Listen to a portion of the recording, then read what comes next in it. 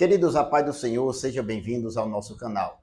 Nesse vídeo nós iremos resumir a lição 5, que tem como título Motim em Família.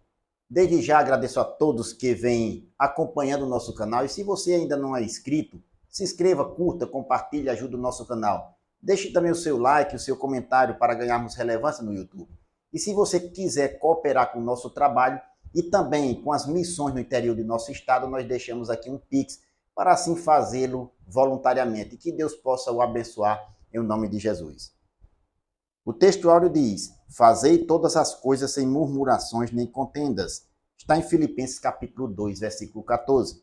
Verdade prática: das murmurações derivam as contendas, por isso devemos evitá-las em família. A leitura bíblica em classe encontra-se no livro de Números, capítulo 11, versículos do 1 ao 7, e o capítulo 12, versículos do 1 ao 8. Nós não iremos ler, mas iremos aqui mencionar e comentar o texto no nosso estudo. A palavra-chave é murmuração. Nesta lição, nós temos 3 objetivos específicos. O primeiro é apresentar as raízes e danos causados pela murmuração entre o povo de Deus. O segundo, identificar o real motivo que culminou a rebelião dos irmãos contra Moisés. E o terceiro, conscientizar de que Deus honra o líder manso e humilde, punindo os que lhe intentam o mal. Nesta lição, nós iremos ver o motim causado pelos irmãos de Moisés, Arão e Miriam. E nós vemos que esse tipo de atitude em família causa prejuízos. Os cuidados que devemos ter com as murmurações em família que possam trazer esse tipo de comportamento no ambiente familiar. É prudente evitarmos a todo custo as contendas familiares para que o ambiente familiar haja paz e harmonia. Nós iremos para o nosso quadro e ele fica disponível no final do vídeo. O primeiro ponto, a influência negativa da murmuração. O número 1, assim nasce o motim. O termo motim se refere aos atos de desobediência ou uma reação negativa contra as regras ou ordens estabelecidas num grupo social. Nós veremos no nosso estudo que, em Números capítulo 11 e 12, se refere aos atos de desobediência ou de murmuração dos filhos de Israel contra a liderança de Moisés, que apresenta 3 queixas principais. A primeira queixa: Israel ele tinha saído do Egito e se encontrava no Monte Sinai. Eles saem do Sinai e vai para o deserto. E há uma reclamação, começam a reclamar da liderança de Moisés. Está em Números capítulo 11, versículos do 1 ao 3. O episódio no deserto, os israelitas começaram a reclamar da liderança de Moisés. Deus então resolve tomar a iniciativa e punir os desobedientes com juízo de fogo. Este lugar ficou conhecido como Taberá, que significa queimar. Em 1 Coríntios capítulo 10, versículo 10, Paulo diz na sua carta, recomendando àquela igreja: e não murmureis como alguns deles murmuraram e pereceram pelo destruidor. A segunda queixa está registrada em Números capítulo 11, versículo 4 ao 7. Depois de reclamar da liderança de Moisés contra este líder de Israel, o povo agora foi murmurar contra o maná, que Deus enviava todas as manhãs para alimentar o povo. Se lembrando das comidas do Egito, tão facilmente se esqueceram das privações de quando eles eram escravos naquela nação e também dos milagres que Deus operara para libertar o seu povo daquela escravidão. Está em Números capítulo 11, versículos 4 ao 6. As murmurações também nos fazem esquecer das bênçãos de Deus e das provisões que Ele tem nos dado. A terceira queixa está registrada em Números capítulo 12, versículos do 1 ao 3, e envolve a rebelião de Miriam e Arão contra Moisés, contra a liderança de Moisés. Inicialmente, os 2 irmãos se levantaram ou não aceitaram o casamento de Moisés com a mulher cuxita. A mulher cuxita era uma das descendentes de Cã, filho de Noé, e era considerado um povo vil e desprezível. Porém, Miriam e Arão, como eram os irmãos mais velhos do que Moisés queriam um tratamento protagonista, um tratamento semelhante ao de Moisés. Em Números capítulo 12, versículo 2, diz o texto: e disseram ambos, Arão e Miriam, porventura falou o Senhor somente por Moisés? Não falou também por nós? E diz o texto, e o Senhor o ouviu. Bendito seja o nome do Senhor. O segundo ponto, o motivo da rebelião de Miriam e Arão. O número 1, a inveja. Miriam e Arão alimentaram ou nutriram a ideia de que a liderança de Israel deveria ser compartilhada entre eles. Miriam, por ser profetisa, e Arão, o sumo sacerdote, o papel deles ou a função deles era cooperar com a liderança de Moisés. Porém, eles deixaram a inveja se instalar nos seus corações. A inveja tem lugar ou significa querer tomar o lugar do outro. No caso de ambos, eles nutriram o desejo de querer tomar a liderança de Moisés. Em João capítulo 11, versículo 47 e 48, o Senhor Jesus também foi alvo da inveja dos principais dos sacerdotes e os fariseus. Após ressuscitar a Lázaro, alguns deles que estavam presentes, que testemunharam aquele milagre, foram contar para os principais dos sacerdotes e os fariseus, que formaram conselho e disseram: que faremos, porquanto este homem faz muitos sinais? Se o deixarmos assim, todos crerão nele, e virão os romanos e tirar-nos-ão o nosso lugar e a nação. Note que, nesse texto, é uma clara demonstração de inveja e medo. Inveja porque eles observavam os sinais, os milagres demonstrados por Cristo, que autenticavam a sua mensagem e dizia a respeito de quem ele era. E os principais dos sacerdotes e os fariseus não aceitaram isso, principalmente porque o medo deles era perder o lugar, ou seja, o lugar de autoridade que eles tinham na nação, em especial o lugar político dado pelos romanos. Virão os romanos e tirar-nos-ão o nosso lugar e a nação. Quando a inveja se instala na família, as consequências podem ser trágicas. Devemos tirar esse sentimento ou tudo que possa provocar o sentimento de inveja do coração de cada um. Na primeira carta do apóstolo Pedro, capítulo 2, versículo 1, diz o apóstolo: deixando, pois, toda malícia, todo engano, fingimento, invejas e todas as murmurações, desejai afetuosamente como meninos novamente nascidos o leite racional não falsificado, para que por eles vá crescendo. Se é que já provaste que o Senhor é benigno. Note que o apóstolo Pedro recomenda para a igreja, para os seus leitores, deixar todo engano, fingimento, invejas e as murmurações e desejar o leite racional, a palavra de Deus, o leite racional, para que possamos crescer no conhecimento de nosso Senhor e Salvador Jesus Cristo. A pedra viva, que é o contexto na carta de Pedro, ou na primeira carta. O número 2, o motim familiar promove dissabores e ofensas. Embora Miriam, como profetisa e conselheira, tivesse um papel importante na liderança de Moisés, não poderia se levantar contra ele.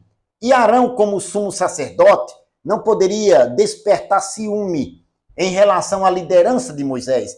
Ambos, a atitude de Miriam e de Arão influenciou o povo contra a liderança de Moisés. Nós vemos que em uma família é importante o ambiente familiar ser equilibrado.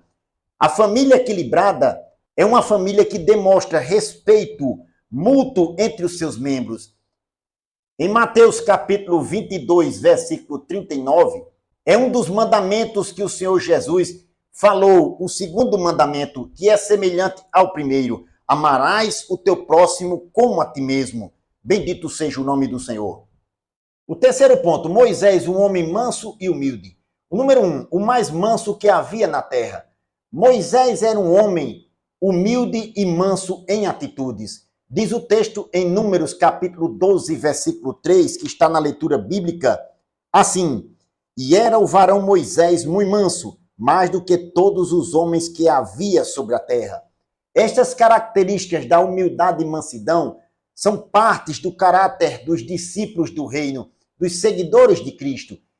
Em Mateus capítulo 5, versículos 5 e 9, Jesus destaca estas características dizendo, verso 5, bem-aventurados os mansos, porque eles herdarão a terra.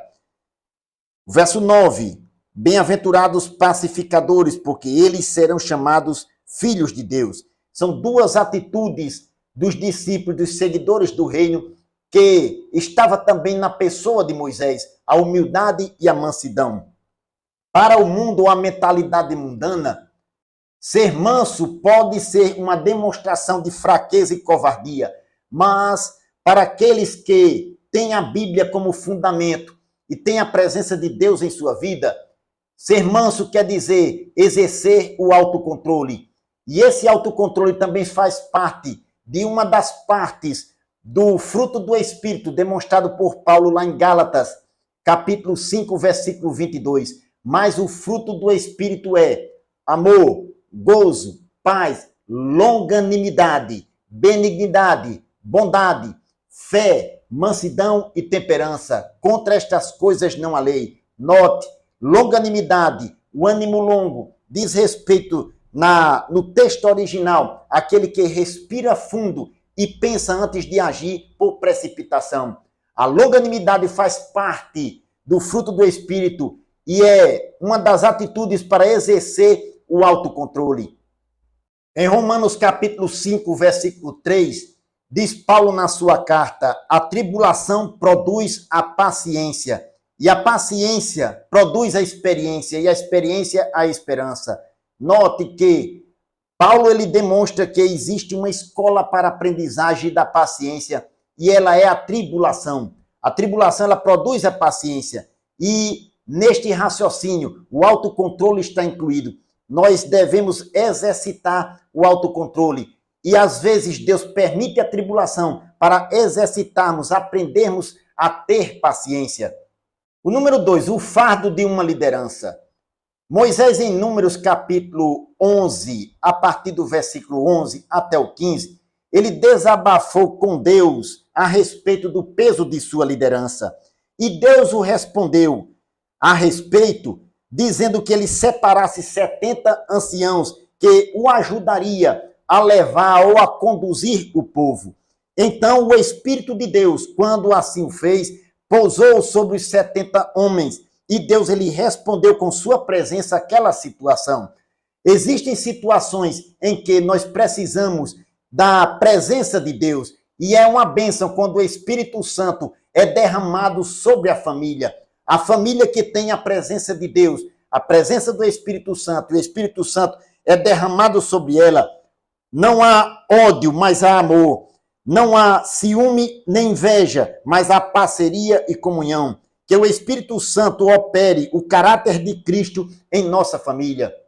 O número 3, a punição de Miriam e Arão. Está em Números capítulo 12, versículos 4 ao 7. A rebelião de Miriam e Arão contra a liderança de Moisés acendeu a ira do Senhor, que os convocou para fora da tenda e falou com os dois revoltosos. Em Números capítulo 12, versículo 4, diz o texto, está na leitura bíblica, e logo o Senhor disse a Moisés, e a Arão e a Miriam, vós três saí à tenda da congregação, e saíram eles três. Versos 5, então o Senhor desceu na coluna de nuvem e se pôs à porta da tenda. Depois chamou Arão e Miriam e eles saíram ambos. Versos 6, e disse, ouvi agora as minhas palavras, se entre vós houver profeta, eu, o Senhor, em visão, a ele me farei conhecer, ou em sonhos falarei com ele. Ainda o verso 7, não é assim com meu servo Moisés, que é fiel em toda a minha casa. Diz o início ainda do verso 8, boca a boca falo com ele, e de vista, e não por figuras. Note que o Senhor falou com os três, os dois revoltosos à parte, dizendo que com Moisés era diferente. Deus ele falava com Moisés face a face. O pecado que Miriam provocou em instigar o seu irmão Arão a se revoltar contra a liderança de Moisés, teve uma punição severa. Miriam, ela ficou leprosa está em Números capítulo 12, versículo 10, e teve que se isolar fora do arraial durante 7 dias. Verso 15, logo em seguida. O motim em família traz consequências inevitáveis e muito perigosas para o seio familiar. Evitemos esse tipo de atitude e busquemos o fruto do Espírito, porque a vontade de Deus é que reine a paz e a harmonia no ambiente familiar. Bendito seja o nome do Senhor. Queridos, como conclusão, gostaria de fazer menção que o comentarista pontua. Abro aspas. O motim levantado por Miriam e Arão tinha como causa a inveja da autoridade delegada por Deus a Moisés. Logo, as consequências e atitudes como essas produzem grandes prejuízos morais e espirituais na família. Por isso, o apóstolo Paulo aconselha que andemos no Espírito para que as obras da carne não dominem as nossas atitudes. É tempo de muita prudência. Que Deus possa o abençoar em nome de Jesus.